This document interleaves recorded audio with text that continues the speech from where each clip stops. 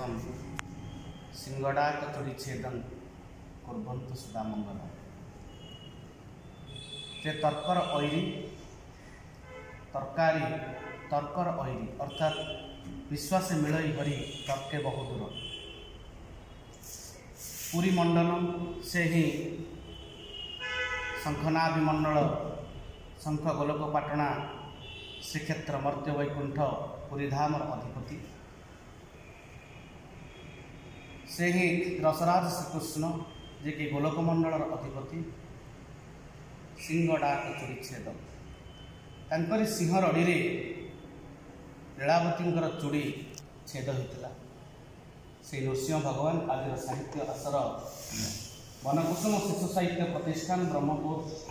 गंजाम मासिक साहित्य आसर आलोचना चक्र में उपस्थित मंचासीन सभापति एवं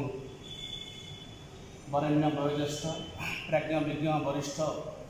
मंच सम्मुख में उपवेशन करथिबा समस्त साहित्यिक सुधीवृंद को मोर विनम्र प्रणाम। आज आलोच्यर प्रसंग लक्ष्मी पुराणर वैदिक विश्लेषण। जदि आम इतिहासर पृष्ठा को टिके देखिबा लक्ष्मी तर उपासना परवर्ती वैदिक जुगर प्रचलित होइछि। कारण ऋग्वैदिक जुग जितेबाला केवल ऋग्वेद रचना करागला सेतेबाला ऋग्वैदिक जुग बोली कहगला एवं तार पर पर्यायर जो सामवेद यजुर्वेद अथर्ववेद रचना करागला से समय को आम परवर्ती वैदिक जुग बोली कहलु। ऋग्वैदिक जुगरे आर्यमानंकर मुख्य देवता थिले इंद्र जहाँ को वेदर 250 श्लोक उत्सर्गीकृत करा इंद्रंक परे द्वितीय मुख्य देवता हेले वरुण तांको 200 श्लोक उत्सर्गीकृत करा सत्यर देवता बोली कहुए। आम जो कथारे कहचे सत्य को समुद्र लंघुनी कारण से तीन भाग जल भागे स्थल गोटे दिन स्ट्राइक कले पृथ्वी ध्वंसमय हो तेणु आर्य मान सत्यर देवता बोली अभिहित कर वरुण को से विष्णु को पूजा करते विष्णु को उपासना करते त्रिलोकर देवता स्वर्ग मर्त्य पाताल देवता अग्नि को पूजा करते जम को पूजा करते जम को करते हस खुशीर देवता कारण आर्य मान विश्वास थिला जदि जम जदि कोप करेंगे ताहले गृहकर्तार अनिष्ट हम घरे कांद बोवाड़ी हम ये सब कथा तेणु से जम जदि खुशी अच्छा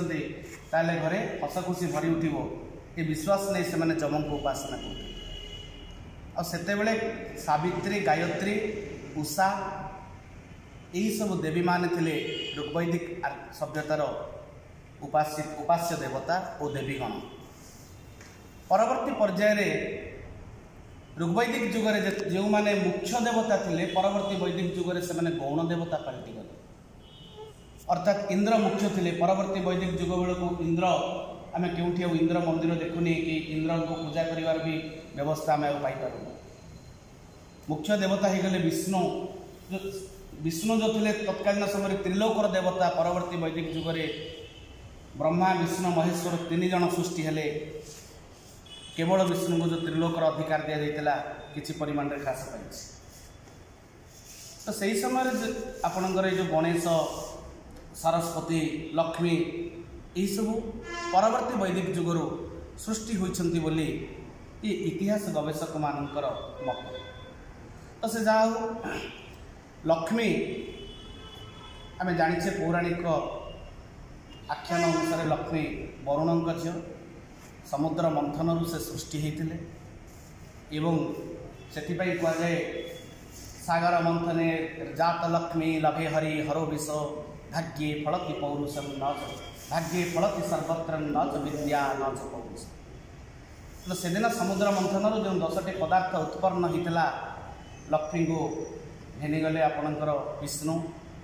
ऐरावत हस्ती आपणकर ऐचस्रवा अश्व तत्सहित ब्रह्मा मेनका उर्वशी पारिजात पुष्प ये सब नहीं गले इंद्र स्वर्ग को सम्यंतक हार नहीं गले सूर्य धन्वंतरी देववद्य हो स्थान पाइले एवं अमृत शेष विष। तेणु कहुए सबू देवता मैंने जे जार बांटिकी नेले शिव से छिड़ा होते कि विष प्राप्ति है। तेणु लक्ष्मी सागर मंथन जात एवं लक्ष्मी को मध्य वेद सूक्ति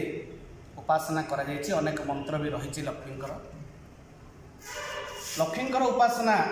प्रचलित हो एवं गुप्त युग जितेबाला आसी गुप्त युग बेलू वैष्णवीय चिंताधारा सृष्टि होती। संकर्षण अनिरुद्ध बलराम यही सब जो चतुर्धा मूर्ति प्रकल्प माने परिकल्पना करा जायछि सेतेबेले लक्ष्मीकर उपासना गुप्त युगरे आम देखा पाई था। मंदिर कांथरे अंकित चित्रकला यार स्पष्ट प्रमाण दे थाए। एवं ओडिशा जदि लक्ष्मी उपासना संपर्क में जदि आम पुंखानुपुंख आलोचना करवा ताहले जेतेबेले आमर एई ओडिशा बा उत्कल बा कलिंग कहतु जेतेबेले माथर माने शासन करथुले से माने लक्ष्मी नारायण को पूजा करथुले। कारण माथर माने थिले विष्णु भक्त। नारायण से विष्णु तो डाकु नथिले नारायण बोली डाकुथिले। नारायण पादभक्त एवं महेंद्रगिरी थिला से नारायणकर आस्थान। अंधवर कपर प्लेट रे यही कथा उल्लेख अच्छी जे नारायण पादभक्त शब्दटी से उल्लेख होती। तो कहबार अर्थ है लक्ष्मीकर उपासना लक्ष्मी पूजा प्रचलित हो आसला। ओडिशार जनजीवन व्यवस्था भितर आम लक्ष्मी को धनर देवता बोली पूजा करूँ। एवं श्रीमंदिर रे भी लक्ष्मी उपासना हेले चोड़गंगा देवों समय रे। किंतु ता पूर्वर सोमवंशी माने जेतेबेले शासन करथुले माथारंग परे आपणकर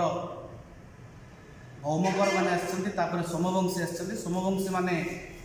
नृसिंह को उपासना करथुले सेतेबेले लक्ष्मी नृसिंह उपासना एवं वराह लक्ष्मी उपासना ओडिशार पुरपल्ली रे बा मंदिर मानक राजा मानकर पृष्ठपोषकतार मंदिर सृष्टि होता एवं वराह लक्ष्मी लक्ष्मी नृसिंह यही भाव में विभिन्न स्थान में पूजा प्रचलित थिला। एवं आमर जो सांप्रतिक चलनी भितर आम मार्गशीर मासरे लक्ष्मी पूजा करूँ 4 गुरुवार। यही कथाटी आम स्पष्ट भाव में पाऊ केतेबेले ना मध्ययुगीय बलराम दास लक्ष्मी पुराण साहित्य। ता पूर्वर लक्ष्मी नारायण वचनिका बोली सारला दास लिखिछन्ति। सारला दास चतुर्दश शताब्दीर शेष पंचदश शताब्दीर प्रथम भागर कवि एवं से होउछन्ति आपणकर कपिलेन्द्र देवंकर शेष पर्याय एवं पुरुषोत्तम तांको पुआ पुरुषोत्तम गजपतिंकर प्रथम पर्यायर कवि। एभली गोटे समय काल मध्य सारला को आम चिन्हट करिछु। तो सारला दास कपिलेन्द्र देवों समसामयिक बोली आम कहीं कहू ना महाभारतर आद्य पर्वर आपन देखिए प्रथमे जो गणेश जगन्नाथ वंदनाटी रही से लिखिं अनुव्रते खटई कपिलेश्वर महाराजा गोटे शब्द रही नहीं गवेषक मैंने कहते जे सारला होती कपिलेन्द्र देवंकर जन सैन्य एवं से स्वीकार कर अनुव्रते खटई कपिलेश्वर महाराजा अर्थात मु कपिलेन्द्र देव राजा जड़े सेवाकारी जड़े वृत्तीय बा सैनिक जहाँ। तेणु सारला दास तांकर लेखा माध्यम उपस्थापन कर लक्ष्मी नारायण वचनिका। जेहेतु आम अतिमात्रा प्रिय परिचित हो जाइए बलराम दास लक्ष्मी पुराण को तेणु आम सारला दास वचनिकाटी पढ़ी पारिनु। किंतु जो मैंने पढ़ी से देखिए सारला लक्ष्मी नारायण वचनिका बा लक्ष्मी पुराण एवं बलराम दास लक्ष्मी पुराण भितर विशेष किसी फरक नहीं प्राय समानता रही। तेणु आम कहीपर जे सारला दास लक्ष्मी पुराण प्रथमे जनप्रिय कराइथिले किंतु जेहेतु विराट बर गछ तले आउ गोटे सान गछटे रहिले जेमिति से तार विकास करिपारे नाही। जेहेतु सारला महाभारत सर्वत्र प्रिय परिचित हो पारला तेणु बोधे जो छोट छोट काव्य गुड़ाक सारला लक्ष्मी नारायण वचनिका विलंका रामायण आपणकर चंडी पुराण ये सब गुड़ाक पुरपल्ली में बहु जनादृत हो पारि ना जी परिमाण में महाभारत हो पार। या आसला बलराम दास लक्ष्मी पुराण। बलराम दास पंचदश शताब्दी बेलू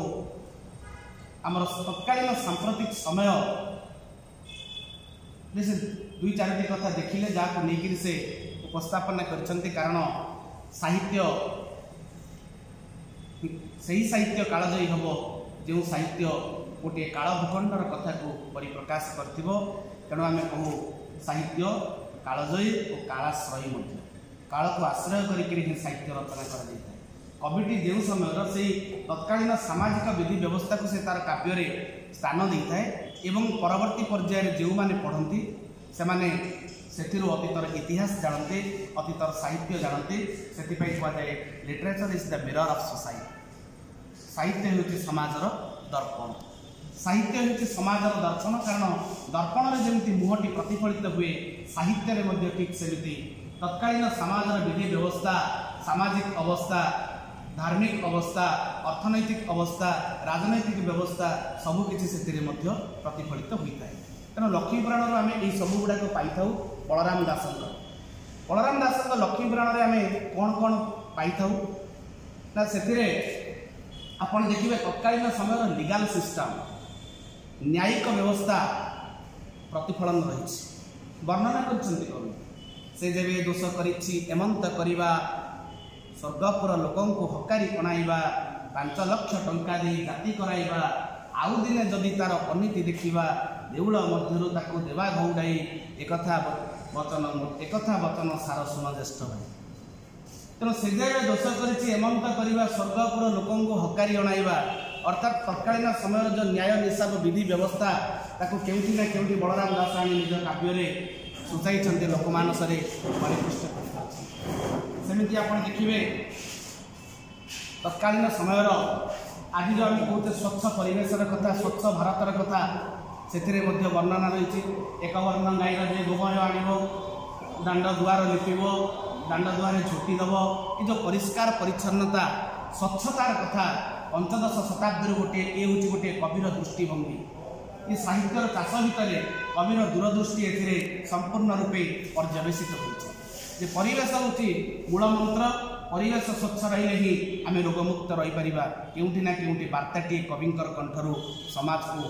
आसी ये गला स्वच्छतार कथा आउ देखिए आप तत्कालीन लोककला चाउल को बाटी से चूना कर जो झुटी कर लक्ष्मी देवी पाद पद्म तापर थोब यही जो अनेक कथा कहते ये हूँ उत्कलीय कला लोककला चित्रकला ताकू बलराम दास आनिक निजर लक्ष्मीपुराण स्थान से आउ कौन कर तत्कालीन समय ओडियाणीर वेशभूषा लक्ष्मी जितेबले जगन्नाथ को माने श्रीमंदिर छाड़िकी पलाऊँ से लक्ष्मी जो कौन हृदय काढ़े माए मुकुता बसणी से अंटारू अंटा सूता ये जो तत्कालीन समय आमर अलंकार आम के समृद्ध थिलु धन आमर कौन थिला ये भी गोटे अर्थनैतिक अवस्था तत्कालीन लोकंर जो अर्थनैतिक अवस्था एवं अलंकार परिपाटी एवं अलंकार तैयारी जे गोटे शिल्पी समाज थिले ये कथाटी आमको स्वीकार करने को पड़ुछि यही सब दृष्टिकोण आम समृद्ध थिलु यह प्रमाणित होती ये अलंकार कथा भी रखिंट से रखिंट फूड कल्चर खाद्य प्रणाली से गंगबाण पहड़ जिते जगन्नाथ जाकर घरे भोग कर भोजन कर जगन्नाथ और बलराम से मंडा केमी या गंगबाण पहड़ आनी तांबूल देते पणा देते अतिथि चर्चा भी कर सब कथा रही समस्त कथा सहित दुईटी गुरुत्वपूर्ण कथा रही गोटे हूँ नारी सशक्तिकरण वार्ता आउ गोटे हूँ आपणकर समाज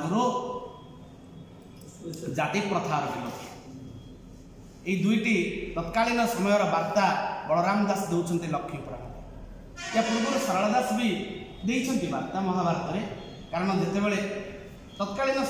आपन को कही गोटे समय आह्वान को लेकर कविटे तार लेखनी चालना करता है जेहेतु सही समय गोटे पटे सहजिया बौद्धजान प्रादुर्भाव समाज में परिलक्षित होती एवं अन्यपटे लोक मैंने अंधविश्वास वशवर्ती होती जटिल जाति प्रथार शिकार होती तेणु ताकू लक्ष्य करी एवं आम भितर जेहेतु रही आध्यात्मिक चेतना आम जगन्नाथ कहले आध्यात्मिक चेतना भितर विभरित हो ठीक यह केन्द्र करी आपणकर सारला दास कहतु कि बलराम दास कहतु से कथाटी को प्रमाणित कर सारला दास कौन कहले कहले कपिलेन्द्र देवंकर 18टा पुओ थे बड़ पुओ हम्बीर सान पुओ पुरुषोत्तम से पुणी भोगिनी नंदन कुलनंदन नुह निजर औरत जात संतान नुह से गोटे इलेजिटिमेट सन तेणु पुरुषोत्तम देव को केमिति सिंहासन दिज्व कारण से हूँ कंकुबाइन वाइफ रक्षिता श्री पुओ ताकू जमीती सिंहासन देवाक पड़ो तेणु सारला ये कथा कहते कपिलेन्द्र देव चिंता कले मोर ये रक्षिता पुओटी केमिति सिंहासन पाइब जेहेतु ओडिशार जनसाधारण जगन्नाथ प्रेमी तेणु से कहले मादला पांचरी कथा लिखाई जे जगन्नाथ कड़े स्वप्न कहते तो सान पुओ पुरिया उपरे मोर भारी स्नेह ये कथा मादला पांचरी लिखाई तेणु मोर इच्छा थिला जे जेहेतु लॉ ऑफ सक्सेसन कहूँ सक्सेसन आक्ट कहूँ उत्तराधिकारी ज्येष्ठ पुओ उत्तराधिकारी आईन से कथा कहूँ तेणु मुझे मो बड़ पुओ हम्बीर को सिंहासन किंतु जगन्नाथ जेहेतु स्वप्न कहले आपण मैंने जानते कपिला राउतरू कपिलेन्द्र होती केवल जगन्नाथ आशीर्वाद तेणु मो पुरुषोत्तम को सिंहासन दूसरी यह केन्द्र करी से दिन हम्बीर पुरुषोत्तम भितर होता गृह बहुत गृह तेणु ये जहाँफल गोटे आसन्न राष्ट्र विप्लव को एड़े देले कपिलेन्द्र देव चतुरतार सहित ना लोके हम्बीर सपक्ष में बाहरी था गोटे काले गोटे विप्लव हम तेणु ये जो जगन्नाथ ना नेला जेहेतु गोटे राष्ट्र विप्लव थमी जाऊँगी लोके स्वीकार कर दौरान एटी बलराम दास भी काव्य नायक कर जगन्नाथ बलराम को एवं नायिका कर लक्ष्मी किंतु लक्ष्मी को से विप्लवी कर प्रतिवाद स्वर मुखर सूचई एवं लक्ष्मी जमी आपणकर सारला दास से दिन क्षुद्र मनीषर जयगान करने को जाई जितेबाला श्रीमंदिर रत्न सिंहासन उपरको दारूटा उठी पारुनी स्वप्नादेश होउची